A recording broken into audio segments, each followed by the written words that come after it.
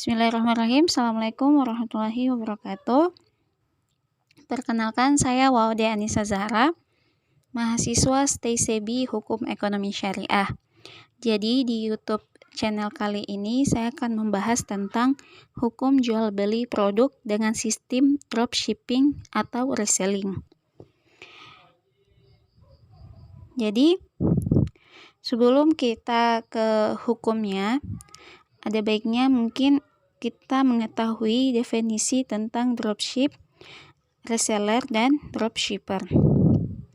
Yang pertama, bisnis dropship. Apa itu bisnis dropship? Jadi, dropship di sini adalah sebuah sistem penjualan sebuah produk secara online di mana si penjual atau pengecer dropshipper tidak harus memiliki modal besar atau produk sendiri.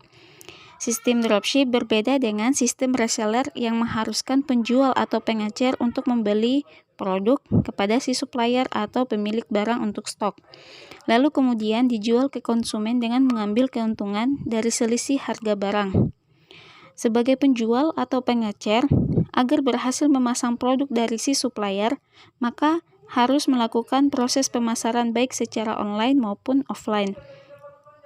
Tapi biasanya cara online lebih efektif bagi sebagian besar orang. Beberapa sarana atau media yang bisa kita gunakan untuk memasarkan produk secara online adalah melalui forum, toko online, blog pribadi, media sosial, entah itu lewat Facebook atau Twitter, lewat aplikasi Messenger smartphone, dan media lainnya. Yang kedua, reseller. Reseller adalah seorang pebisnis yang melakukan proses jual beli dengan langsung membeli barang dari grosir atau supplier, disimpan sebagai stok untuk kemudian dijual kembali kepada konsumen. Yang ketiga ini dropshipper. Apa itu dropshipper? Jadi dropshipper ini adalah pebisnisnya. Jadi dropship itu sebagai bisnisnya dan dropshipper ini sebagai pelaku. Pebisnis yang melakukan proses jual beli tanpa membeli barang dari grosir atau supplier. Yang dilakukan hanya promosi kepada orang yang menjadi prospeknya. Saat ada pemesan dan pembelian, seorang dropshipper akan meneruskan order tersebut kepada grosir atau supplier untuk dilakukan proses packing dan pengiriman langsung ke alamat konsumen. Untuk proses transaksi sistem reselling dan dropship, yang pasti berbeda ya. Untuk skema dropshipping itu bisa dijelaskan. Jadi penjual atau pengecer atau dropshipper memilih beberapa produk dari supplier yang akan dijual. Setelah itu mengambil beberapa foto dari produk. Setelahnya foto diupload ke media pemasaran disertai dengan keterangan singkat. Bila terjadi pembelian, maka si konsumen akan memilih barang yang ingin dibeli dan mengirimkan uang sesuai dengan harga barang yang ditentukan oleh konsumen. Setelah itu, si penjual atau pengecer kemudian melanjutkan proses pembayaran tersebut ke supplier barang dan pembeli memberikan informasi barang yang dibeli beserta data si pembeli. Terakhir, penyedia barang atau supplier akan mengemas barang yang dibeli dan mengirimkan barang kepada konsumen atas nama konsumen sebagai pengirimnya. Terus apa sih kelebihan serta kekurangan reseller dan dropship? Jadi baik reseller maupun dropship ini masing-masing memiliki kekurangan dan kelebihan. Untuk kelebihan reseller yang pertama itu stoknya tersedia hingga cara menjual lebih leluasa. Misalkan menggunakan COD, membuka konter, membuka toko atau menjual langsung door to door. Kedua, bisa menerima konsumen dekat maupun jauh. Bisa menjelaskan produk dengan lebih pasti karena melihat sendiri bentuk fisik, berat, dan lain sebagainya. Yang keempat, bisa mengontrol stok sendiri sehingga tahu mana produk yang ready dan tidak. Bisa mengambil margin lebih besar. Adapun kekurangan dari seller, harus memiliki modal untuk membeli produk. Memiliki resiko produk mengendap di gudang karena tidak laku. Terakhir, direpotkan dengan proses packing dan pengiriman. Yang kedua, tentang kelebihan dropshipper. Yang pertama, tidak memerlukan modal untuk memulainya. Jadi, kita tidak perlu modal seperti reseller untuk menjual sebuah produk. Yang kedua, tidak direpotkan dengan proses packing dan pengiriman. Ketiga, risiko kerugian yang sangat minim. Adapun kekurangan dropshipper, yang pertama hanya bisa menjual dengan cara online, karena untuk menjual secara langsung seorang dropshipper tidak memiliki stok produk.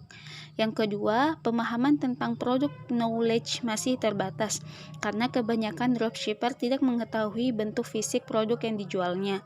Ketiga, kontrol produk tidak bisa dilakukan sendiri karena masih bergantung kepada grosir atau supplier.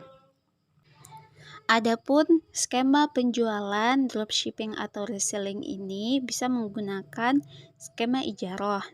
Jadi skema ini digunakan jika dropshipper atau reseller itu tidak memiliki uang tunai untuk membeli produk, tetapi hanya mengandalkan jasa marketing, pemasaran, dan mencari pembeli. Skema ijarah tersebut sesuai dengan Fatwa DSN MUI nomor 9/DSN MUI/4/2000 tentang ijarah. Fee yang diterima oleh dropshipper atau reseller ini bisa berbentuk nominal tertentu atau presentasi yang telah disepakati antara produsen dan dropshipper atau reseller. Sebagaimana hadis riwayat Abdu Ar-Razzaq dari Abu Hurairah dan Abu Sa'id Al-Khudri, Nabi Shallallahu Alaihi Wasallam bersabda, barang siapa mempekerjakan pekerja, beritahukanlah upahnya. Yang kedua, menggunakan skema buy salam.